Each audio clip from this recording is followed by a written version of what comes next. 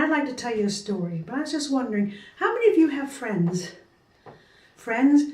And what do friends do? You play together, you be kind to each other, you help each other, you go to each other's houses. Well, sometimes we have good friends, sometimes we have bad friends. I'd like to introduce you to one of my friends. Now, her name is Sally. Now, Sally is a very good girl, and she's a very, very good friend.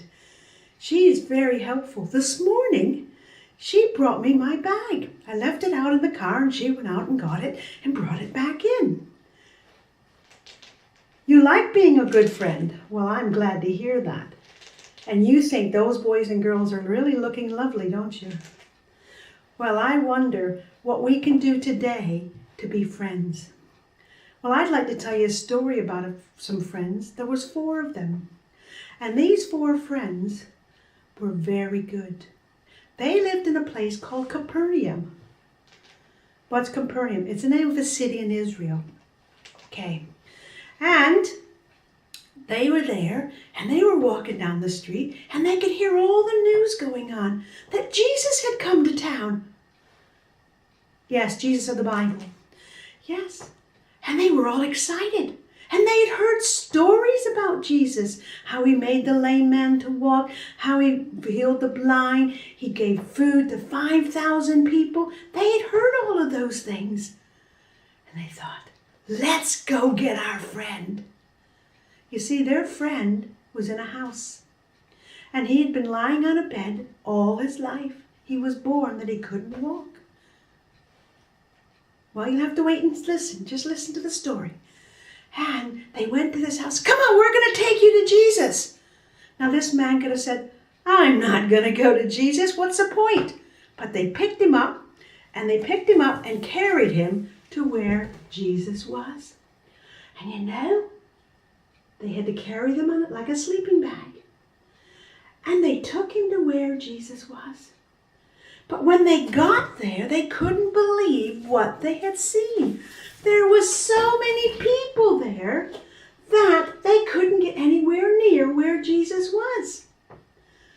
And so maybe they went home, but they didn't. They thought about it possibly, but they didn't. Because you see, their houses were a little bit different than our houses today. Their houses were there, and they didn't have the roofs like we have them today. They were flat.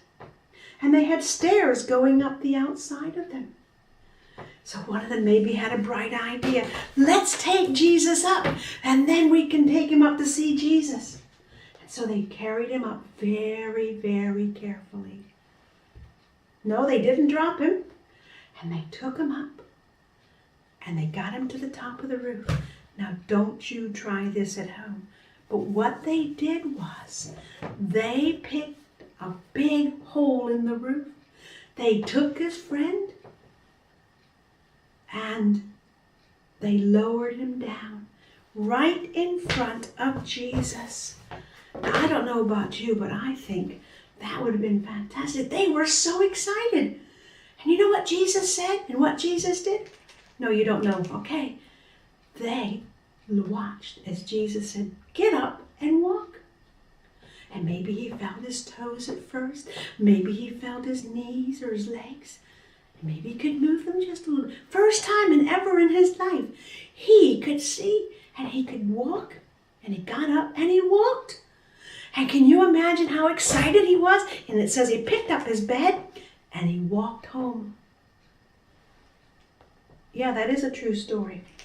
And you know something? We can learn a lot from that. We all have friends. I have a friend right here called Sally. But you know something?